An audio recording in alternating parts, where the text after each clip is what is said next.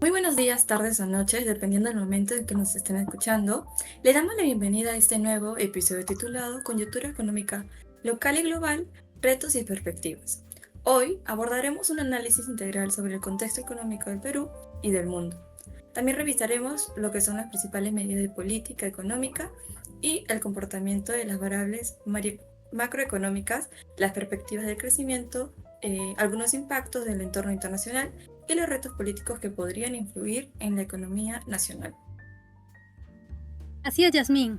Nuestro propósito es que los oyentes comprendan cómo los factores macroeconómicos y políticos interactúan para determinar el rubro económico del país.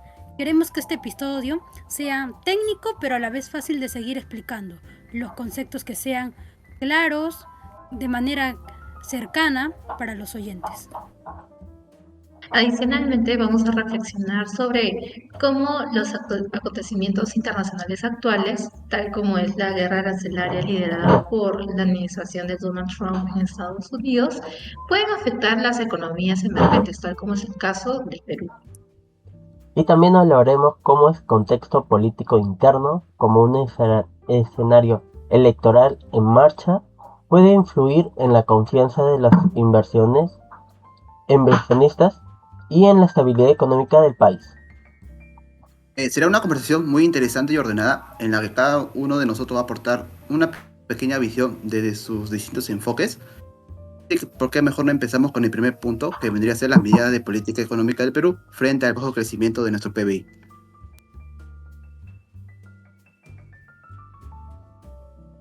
Muy bien.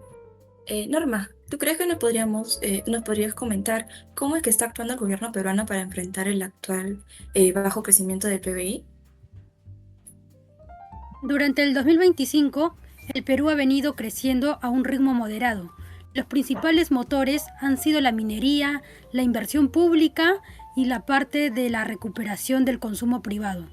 Ante este panorama, el Banco Central de la Reserva, su tasa de referencia en 4,25%, lo que muestra una política monetaria un poco más expansiva, es decir, busca inyectar más dinero en la economía para incentivar la inversión y el gasto.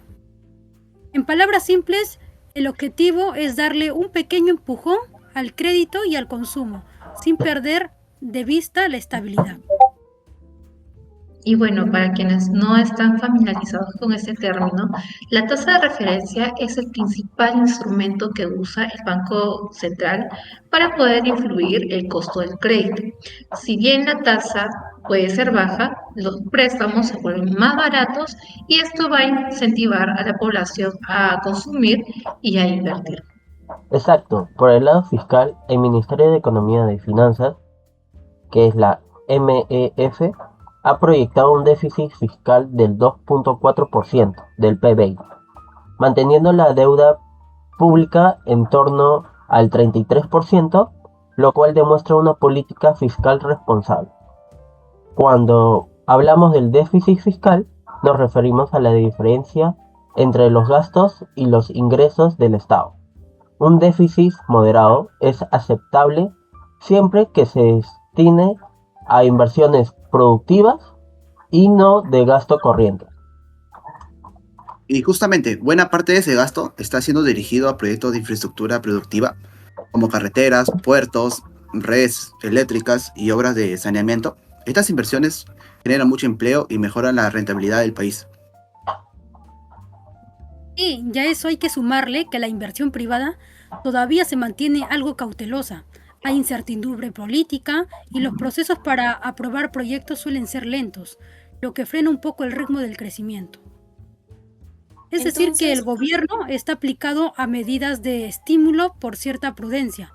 Busca reactivar la economía, pero cuidando que no se descontrole la estabilidad. ¿Qué tanto nos ha costado mantener durante estos años?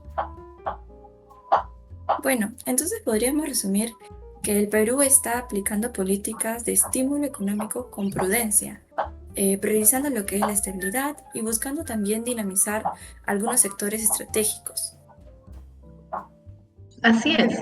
Ahora que entendemos estas medidas, sería importante analizar cómo están respondiendo a las principales variables macroeconómicas para así tener una visión más completa del panorama económico nacional. Buena observación, Tania. Ahora podemos entrar entonces a lo que son las revisiones de los indicadores que nos permiten entender la salud de nuestra economía peruana. Según el último reporte de inflación del BCR, el PBI del Perú crecerá alrededor del 3.2% este año. Esta cifra es positiva, aunque todavía por debajo de nuestro potencial. La inflación se mantiene 1.4%, dentro del rango. La meta es entre 1% y 3%, lo cual es una buena noticia porque refleja estabilidad en los precios y una economía ordenada. Esto quiere decir que a pesar de los altibajos, los fundamentos macroeconómicos del país siguen siendo sólidos. Eso es clave, porque la inflación baja ayuda a mantener el poder adquisitivo de los hogares. Si los precios suben demasiado rápido, el dinero pierde valor y el consumo se contrae. Exactamente, Estefano. También podemos mencionar que gracias al tipo de cambio que se mantiene estable en torno a los 3 soles punto 40 por dólar, esto es gracias a la intervención del Banco Central y al respaldo de las reservas internacionales netas, que superan los 70.000 millones de dólares. Para dar un poco de contexto, las reservas, para explicarlo brevemente, son fondos del país que se guarda en divisas extranjeras para poder hacer frente a posteriores crisis financieras o salidas de capital. Como mencionas, Tania, ese nivel de reservas da mucha confianza a los que serían los inversionistas, ya que muestra la capacidad del país para sostener su moneda y cumplir con sus obligaciones internacionales. Por otro lado, el empleo aún muestra signos de informalidad. La tasa laboral supera el 70%, lo que implica más que todo el impacto de la recuperación económica sobre la calidad de vida de las personas. Sí, Orlando, y algo importante también es la inversión pública, que ha tenido un rol clave en la reactivación de sectores como la construcción. Sin embargo, seguimos teniendo un gran reto como la productividad, sobre todo en las pequeñas empresas, las micro. Si no logramos que esas unidades productivas crezcan, se modernicen, el impacto del crecimiento seguirá encontrándose en pocos sectores. Entonces, si recopilamos, el escenario interno es la estabilidad macroeconómica, pero con desafíos estructurales que impiden un crecimiento más inclusivo. Así es, Yasmín.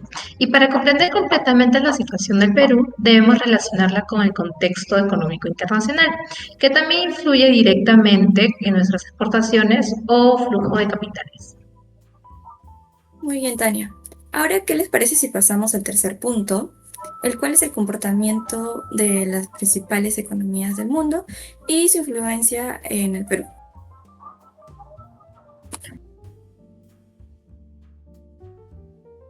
Bueno, de acuerdo con el Fondo Monetario Internacional, el 2025 ha sido un año de desaceleración global, lo cual se proyecta que Estados Unidos crezca un 2%, China alrededor del 4,8% y la eurozona apenas 0,7%. Estos datos muestran un escenario de crecimiento desigual, afectado por las tensiones geopolíticas y la ralentización del comercio mundial. En el caso de Estados Unidos, la Reserva Federal ha reducido gradualmente su tasa de interés a un rango de 3,75% a 4%. El objetivo es contener la inflación sin frenar demasiado la actividad económica. En el caso de China, el gobierno viene aplicando políticas de estímulo para sostener su sector inmobiliario y manufacturero. Aún así, enfrenta desafíos importantes como el envejecimiento de la población y el alto endeudamiento local, factores que podrían limitar su crecimiento a mediano plazo. Es decir, aunque China sigue siendo un gran motor global, ya no crecerá al ritmo de antes, y eso naturalmente afecta a países exportadores como el nuestro.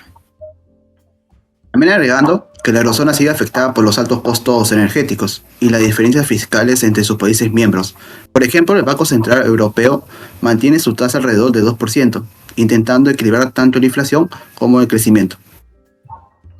Asimismo, todo esto está impactando directamente en el Perú, ya que nosotros somos una economía abierta. Por ejemplo, si la demanda china de cobre o zinc disminuye, nuestras exportaciones van a caer, lo cual van a afectar nuestros ingresos fiscales, como también van a afectar a nuestro sector minero. Si bien en el contexto internacional es retador, el Perú tiene margen para diversificar sus mercados y productos. Sectores como la agroexportación, el turismo y los servicios digitales ofrecen grandes oportunidades para compensar una eventual caída de la demanda minera. El reto está en impulsar esa diversificación con políticas claras y sostenibles. En efecto, Norma, y esto nos lleva a pensar en cómo algunos cambios globales, como lo que es la guerra comercial y las políticas proteccionistas, pueden modificar el escenario internacional. Bueno, ahora pasaremos al cuarto punto. ¿Qué les parece si ahora conversamos sobre un acontecimiento actual, el cual es el impacto de la guerra arancelaria de Donald Trump? Estefano, ¿nos podrías comentar sobre ello? Sí, claro. Desde mediados del 2025, la administración Trump reimpuso aranceles a productos chinos e europeos buscando protección de su industria local. Un arancel, para aclararlo, es un impuesto que un país impone a los bienes importados. Su finalidad es encarar los productos extranjeros para incentivar el consumo de las naciones. Sí, también tienes razón. El problema de estas medidas es que al imponer arancel, las otras economías responden con acciones similares, generando una guerra arancelaria que termina afectando a todos. El Fondo Monetario Internacional calcula que si esta tensión continúa, podría reducir el crecimiento mundial, es más, de 1 punto porcentual para el 2026. Bueno, aunque esto genere una tensión global, para el Perú el impacto es indirecto. Aunque no participemos directamente en esa disputa, la demanda de materias primas o commodities se reduce y los precios internacionales bajan, mientras que los mercados se van a volver más volátiles, más,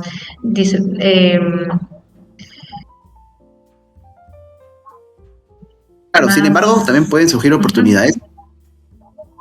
Si Estados Unidos limita importaciones desde China, algunos países latinoamericanos podrían ocupar parte de ese espacio comercial y exportar más que todo productos sustitutos, ¿no?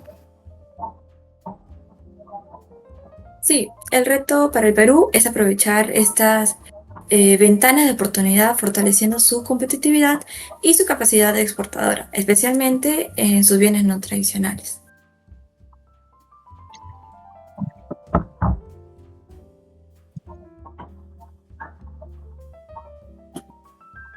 Ahora les voy a explicar el escenario preelectoral en el Perú y su impacto en el PBI. En el plano político interno, el escenario preelectoral del 2025 está generando incertidumbre.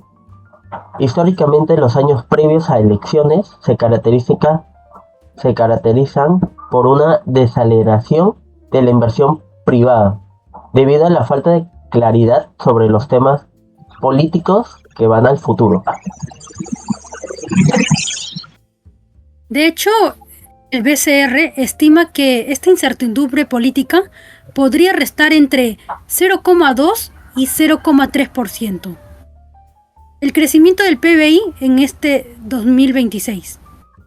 No es un golpe fuerte, pero sí un freno para que pueda sentirse, ¿no? Sobre todo si la inversión privada sigue operando mayor claridad sobre el rubro del país. Exactamente, Norma. A pesar de ello, si este proceso electoral se desarrolla próximamente en los próximos meses con orden y transparencia, la confianza empresarial y la inversión privada podría restablecerse rápidamente. Bueno, lo importante más que todo será mantener la ejecución de la inversión pública, creando escuelas, carreteras y hospitales para que el crecimiento del país sea mucho más rápido, como también la estabilidad fiscal y la credibilidad institucional. Sin esos pilares, el crecimiento sostenible es casi nulo. Bueno, con todo esto lo que hemos hablado, vamos a dar recomendaciones y un breve resumen general de lo que hemos hablado para los oyentes que nos están escuchando. Primero que nada, el Perú necesita seguir apostando por los inversionistas que en infraestructura, innovación y capital humano. Son estos tres pilares lo que realmente pueden sostener un crecimiento a largo plazo, más allá de los ciclos económicos o los cambios de gobierno. Y sobre todo debemos hacer manteniendo la estabilidad macroeconómica, que ha sido uno de nuestros principales activos durante las últimas décadas. Nuestro segundo punto, para resumir, es esencial mantener una política fiscal prudente, ordenada y controlable. Esto va a priorizar sectores estratégicos y así también vamos a evitar endeudamientos innecesarios. En el tercer punto, la estabilidad política y la seguridad jurídica deben ser prioridad. Sin confianza institucional, no hay inversión ni desarrollo sostenible. En un cuarto punto, el país necesita diversificar sus mercados, fortaleciendo las exportaciones de valor agregado y consolidando acuerdos comerciales, por ejemplo, con Asia y Europa. Y finalmente, pero no menos importante, fortalecer la productividad y formalización será fundamental para reducir lo que son brechas sociales y mejorar la calidad de vida. Bueno, así concluimos con nuestro episodio Coyuntura Económica Local y Global. Agradecemos la participación de mis compañeros Norma, Tania, Estefano y Orlando por sus valiosos aportes y sobre todo muy importantes. Gracias a ti, Yasmín, y a todos nuestros oyentes, a las personas que nos escuchan, nos ven y nos transmiten. Esperamos que nosotros podamos haber contribuido a una comprensión más clara y técnica de cómo se está viviendo en el país en el plano económicamente y cuál es nuestra situación actual. Y recordemos que una económica sólida se construye con planificación, confianza y políticas públicas coherentes. Y también, más que todo, sigamos atentos a los cambios internacionales y cómo el Perú puede adaptarse a los diferentes cambios que puedan haber. Ha sido un gusto compartir este espacio con todos ustedes. Hasta un próximo episodio. Gracias por acompañarnos. Hasta pronto.